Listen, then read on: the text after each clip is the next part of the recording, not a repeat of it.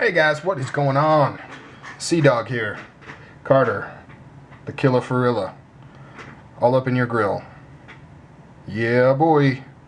This video is about fake knives, alright? And I know what you're thinking.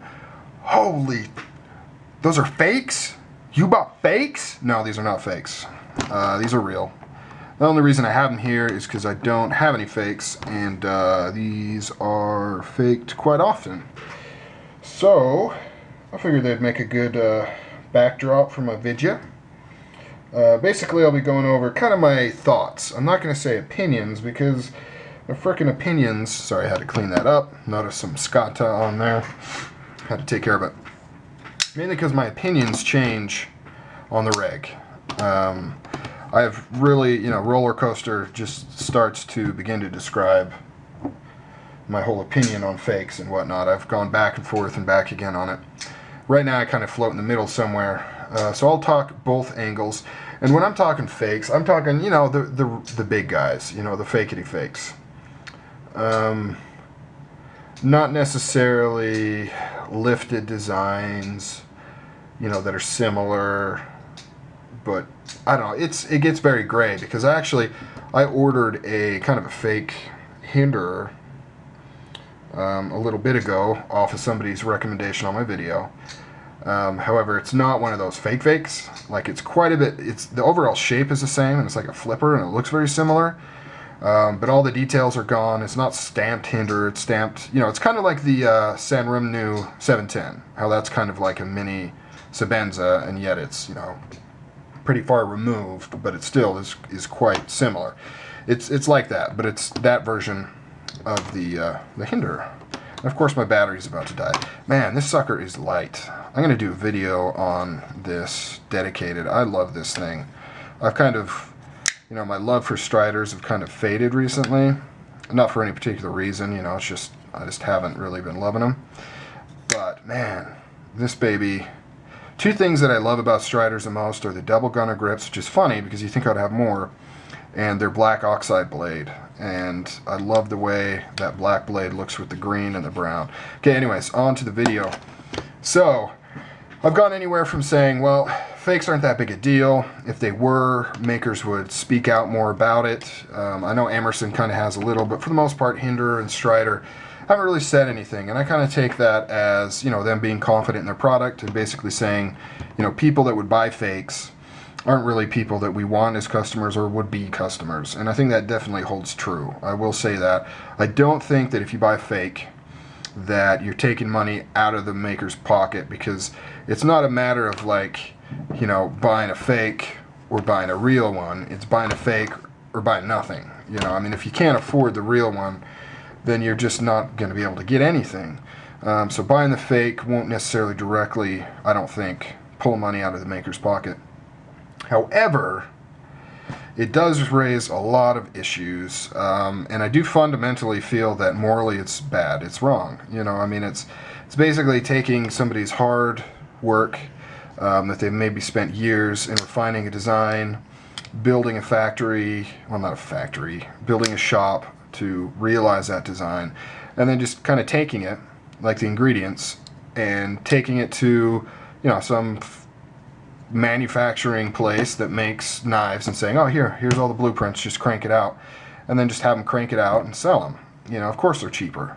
They're also inferior materials, generally speaking. But, so I'm kind of at an impasse in terms of how I feel about them. On one hand, I'm just like, the bigger deal that's made of them, the more impact they have. On the other hand, though, every time they are featured, it does kind of make people more aware of them and make them more likely to seek them out. And I also will say, one of my own stories is that when a year and a half ago, 2 years ago, something like that, when I wasn't too savvy in knives, I ran across a video, I think it was on YouTube, of a Extrema Ratio. They're Italian knives, really cool knives, but they're not that popular here in the US.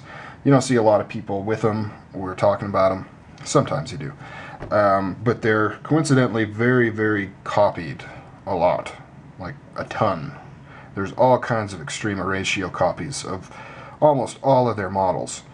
So I saw this video and I thought, wow, that's cool. So I jumped on eBay, started looking around. I'm like, wow, 16 bucks, 20 bucks, 30 bucks. These are very affordable. And then I was looking for a specific model that was in the video. I think it was a Fulcrum 2. And I went to another store and it was like 350 bucks. I'm like, what the hell's going on here? And I didn't really know any better at that point. I didn't realize that there were fakes out there. In fact, I didn't even really understand that there were fakes, period. You know, I didn't really think about that. And so I could see how somebody could be confused and how somebody could maybe buy the fake. Maybe if they're not super knife guys, you know, they just saw it and they thought it was cool. They buy the fake. Maybe they find out that they sometimes go for hundreds of dollars, so they think, oh wow, I just got a killer deal. They flip it, sell it to somebody, legitimately thinking it's real.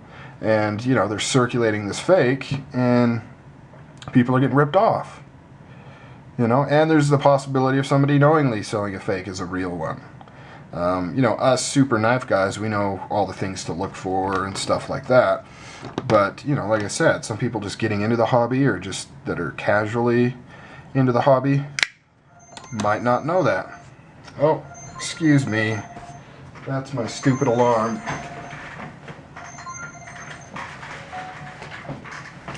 Sorry about that, guys. Of course that would happen right in the middle of the frickin' video. So yeah, I don't know, you know, because I've been tempted to buy them just because I like buying knives. I like having them. I like screwing with them and stuff. And I've kind of held back because I don't want to promote them. And I know I can't really feature them on my channel. But then I come back and say, why can't I? You know, if I want to talk about something, I should be able to talk about it. So I don't know. I go back and forth.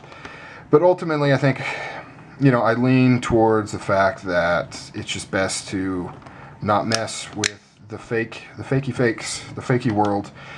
You know, it's just a path that we don't really want to promote as a knife community. I do think a lot of people kind of,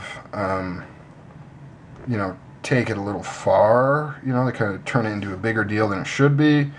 But I think ultimately, yeah, it's just a bad thing to buy and promote and show. So that's why I don't buy those. It is tempting, though. It is tempting. Like, they've got these fake hinders out now.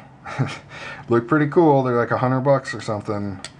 And they don't actually say hinder on them, which is interesting. But everything else is like the same. Except I think they've got a steel insert, which is cool, in a lock bar that actually touches the tang. But so I'll admit, you know, but I'm tempted by a lot of things. And I'm tempted by a lot of things that I shouldn't do. So it's just another one of those. Alright guys, sorry for the rambling video. Leave your comments down below. Let me know what you think of fakes. If they're cool, not cool, kind of in the middle of the road, some of your points, why you think they are or aren't, so on and so forth. Alright guys, take it easy.